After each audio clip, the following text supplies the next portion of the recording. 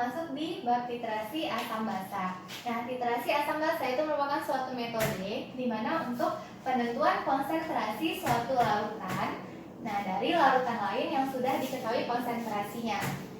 Di dalam titrasi, nanti ada istilah-istilah yang sering kita temukan. Yang pertama namanya adalah titrat.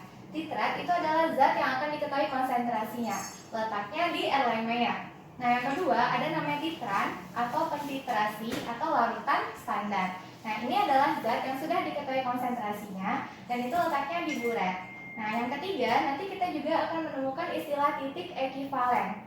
Ya, titik ekivalen itu adalah keadaan di mana mol ekivalen asam sama dengan mol ekivalen basa. Namun titik ekivalen ini tidak bisa kita lihat dengan mata. Jadi titik ekivalen itu dia hanya kita temukan dalam perhitungan saja. Nah, yang keempat adalah titik akhir titrasi, yaitu keadaan di mana indikator mulai berubah warna atau titik ekivalen telah tercapai. Jadi di dalam praktikum nanti yang kita temukan itu hanyalah titik akhir titrasi, di mana ini adalah saat titrasi dihentikan.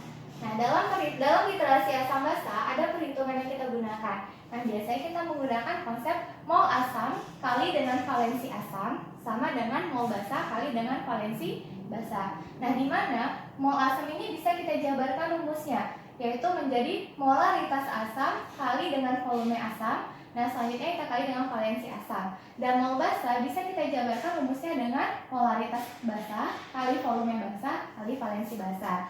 Nah, selanjutnya untuk mencari mol bisa juga kita gunakan rumus massa per ml kali dengan valensi asam atau sama dengan massa per ml kali dengan valensi basa. Jadi rumus ini kita gunakan tergantung apa yang diketahui nanti di soal. Jadi A atau B itu menyatakan adalah valensi asam atau basa. Nah, MA atau MB itu adalah menyatakan molaritas asam atau basa. VA atau VB menyatakan volume asam atau basa. Berikut contoh soalnya.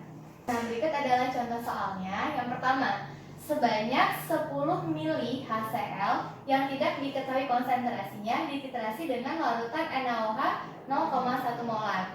Pada titik akhir titrasi diperoleh rata-rata volume NaOH yang diperlukan adalah 12,5 ml.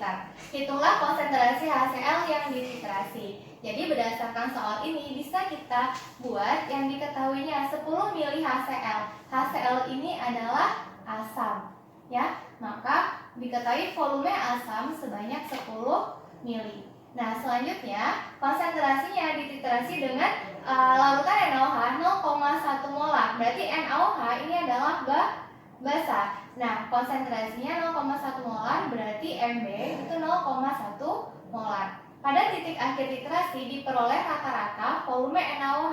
Nah, jadi 12,5 mili ini adalah volume basa sebanyak 12,5 mili. Hitunglah konsentrasi HCl yang dititrasi. Maka yang ditanya adalah si VA.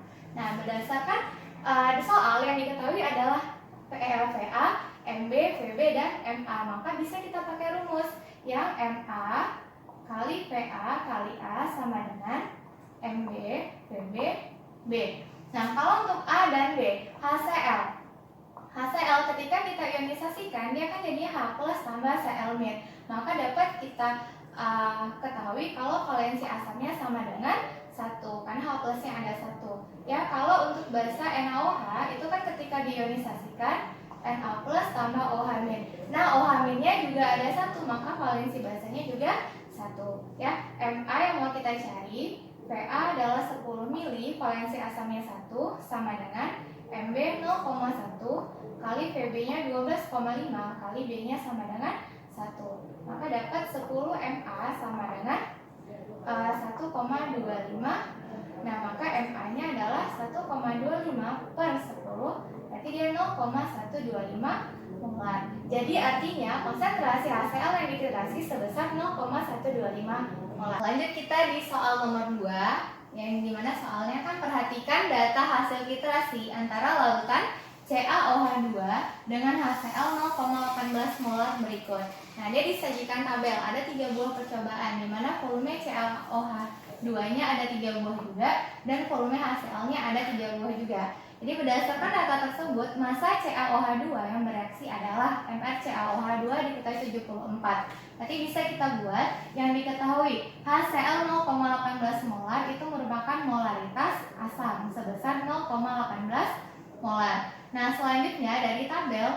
diketahui kan ada volume CaOH2 ya. CaOH2 itu dia adalah basa, berarti kita ambil rata-ratanya karena dia ada 3 buah volumenya. Jadi kita jumlahkan, lalu kita bagi dengan 3. Dapat hasilnya 90 per 3 sama dengan 30 mili. Selanjutnya volume HCl. Nah, HCl ini kan asam. Jadi volume asam juga kita jumlahkan dan kita bagi dia dengan 3. 20,2 bagi 3 dapat hasilnya 60 per 3 itu sama dengan 20 mili. Nah, dia juga diketahui ada MR. MR CaOH2 atau MR si basa sebesar 74.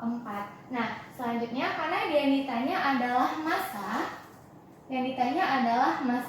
Nah, jadi boleh kita gabungkan rumusnya ya. Yang penting intinya sama-sama mencari mol. Jadi kalau untuk asam karena diketahui Ma sama Va, berarti kita buat rumusnya MaVaa sama dengan. Nah, karena yang basa ditanya adalah masanya dan diketahui Mr, kita buat rumusnya massa per Mr dikali dengan valensi basa. Nah, baru kita masukkan angkanya.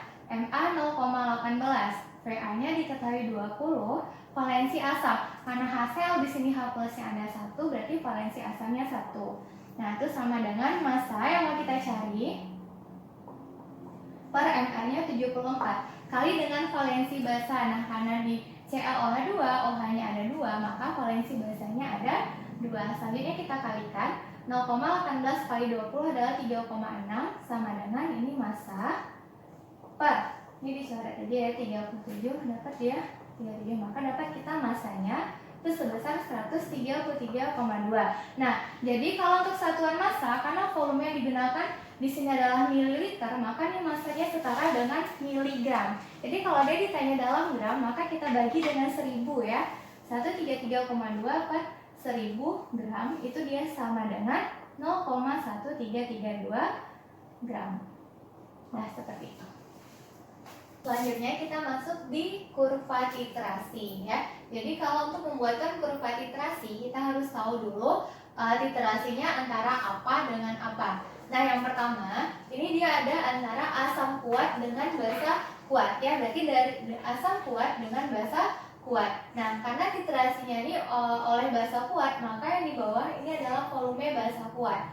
Nah, selanjutnya untuk menggambarkan kurvanya, nah, karena ini dari asam kuat, berarti kita mulai dari pH paling kecil. Itu berarti dari paling bawah, ini adalah pH awal. Nah, menuju ke pH basa kuat. Karena dia sama-sama kuat, maka pH yang dihasilkan nanti itu adalah pH titik ekivalennya sama dengan 7. Nah, indikator yang digunakan kalau dia titrasi asam kuat dan dengan basa kuat yaitu fenolftalein atau PP dan BTB atau bromtimol biru. Nah, selanjutnya yang kedua, jika titrasinya antara basa kuat dengan asam kuat. Nah, jadi kalau dia dengan basa kuat, berarti kita mulai dia dari pH basa kuat berarti pH yang paling tinggi, ya. Kita mulai dari pH basa kuat menuju ke pH asam kuat. Dan yang di bawah ini yang kita buat adalah volume asam kuat. Karena mereka sama-sama kuat, berarti pH titik ekivalen yang didapat adalah pH-nya 7. Nah, kalau untuk titrasi seperti ini, maka indikator yang kita gunakan juga indikator fenolftalein dan BTB atau bromtimol biru. Yang ketiga, jika titrasinya antara asam kuat dengan basa lemah. Nah, di sini dia beda kekuatannya ya, ada asam kuat dan basa lemah. Karena dia dimulai dari asam kuat, berarti pH awalnya kita ngikut pH si asam kuat, jadi yang paling kecil. Nah, menuju ke pH basa lemah itu berarti kurang dari 14. Karena satu kuat satu lemah, maka pH titik ekivalen yang dibentuk itu dia mengikuti pH asam, yaitu kecil dari 7. Nah, yang di bawah di sini nanti kita buat adalah volume basa lemahnya. Jadi kalau titrasi seperti ini, indikator yang cocok digunakan yaitu metil merah.